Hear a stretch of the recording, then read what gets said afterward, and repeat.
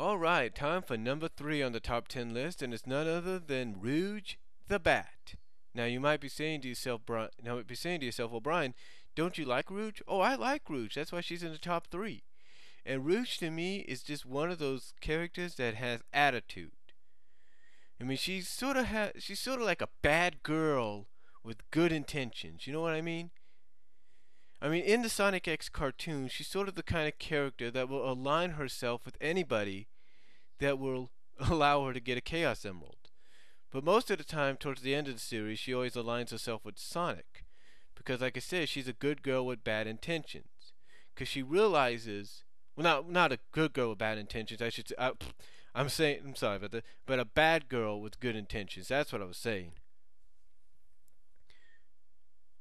Hey, because, like I said, towards the end of both seasons, second and third season of Sonic X, she comes to realize that there's more to life than just getting the Chaos Emeralds, even though that's her main goal because she's a treasure hunter. Now, in Sonic X, she's teamed up with a female human named Topaz. Now, even though they get in on each other's nerves at first, they become the best of friends at the end, especially when Rouge leaves to go back to her world. Now, Rouge, like I said, is a good girl, is a bad girl with good intentions, has that bad girl attitude. But is willing to put her life on the line to help probably anybody that there is.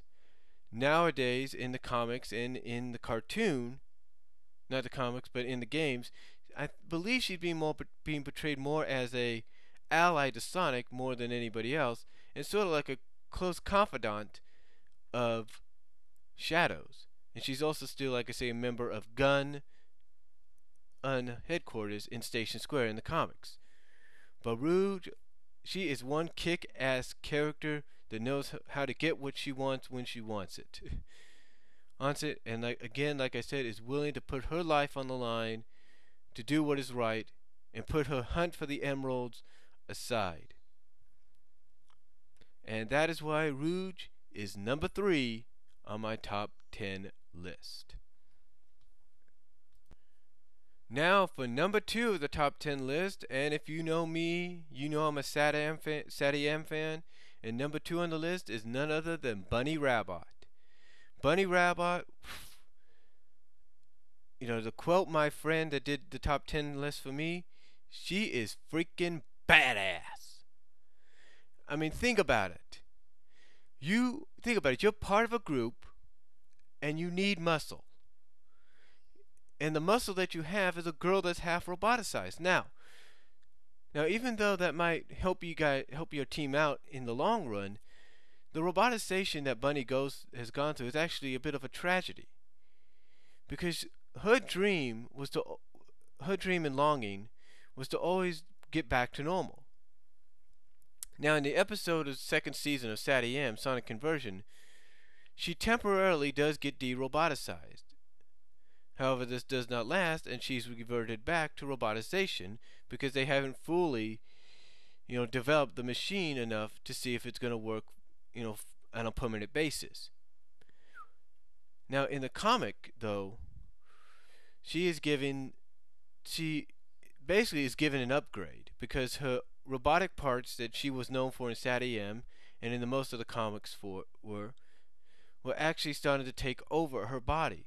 In other words, the oil and the poisons and all that was starting to seep into her body, and unless she didn't get an upgrade, she would have died.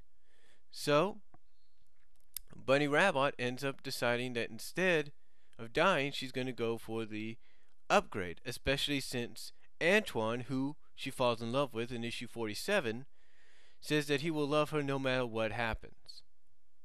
So Bunny, like I said, goes for the upgrade that she currently has. And continues being with Antoine.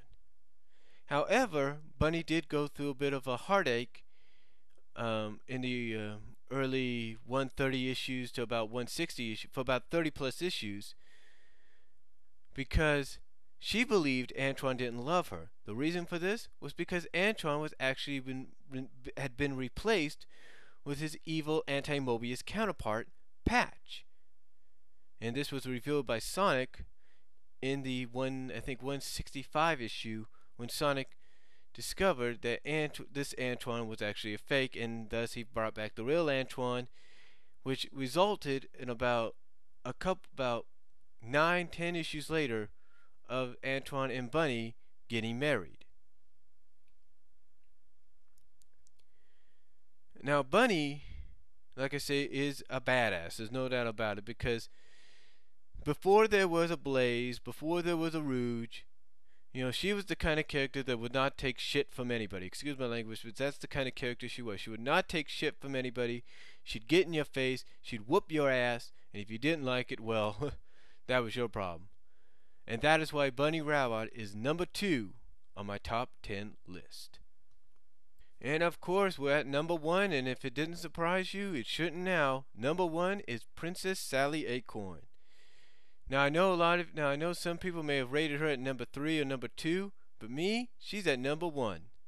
The reason is because she is the kind of character that you just love being around. She's an all-out person. You gotta respect, after everything she's gone through in her life, that she is willing to put her people first before herself. And she's also the kind of character, kind of princess, if you will, that doesn't really want to be acknowledged by that. She doesn't want to be known as a princess to her people. She just wants to be known to her people as Sally. That's it. She doesn't care about anything else except taking care of her people and watching out for them. And like I said, you got to give her props. You got to respect her for everything she's gone through. You go back to 125. She thought she along with everyone else had thought Sonic had died. And this is right after her and Sonic reunited romantically, and Sonic became her royal consort. In other words, pre-engaged, if you will. But like I said, you gotta give her respect for not just dealing with that and going through all that crap, but dealing with the fact that she almost had to marry almost was married into a fault, that she was almost part of a false marriage. Now, some people might say, well, she was married, but it was annulled, so that marriage never existed. Anyway, like I said, you gotta give her props for a lot of things that she does. She looks out for her people. She's basically wants to be like her people in many ways, because she doesn't want to be acknowledged as a princess. And when the time comes, she goes out there and she kicks some, excuse my language, she kicks some fucking ass when it's needed. And she's also encouraging to a lot of people. She's also encouraging. She likes to encourage people to do their best. And that's what makes her a great leader and a great character. Because like I said, she's willing to go out of her way to help her people. She's willing to go out and kick some ass when need be. She's very encouraging. She's helpful. And like I said, you got to give her props and respect for what she has gone through, what she's gone through to get back to the way she is now, her old self. And that is why Sally is number 1 on my top 10 Sonic Girl list. I hope you enjoyed it, and I'm Brian, signing off, saying God bless, take care.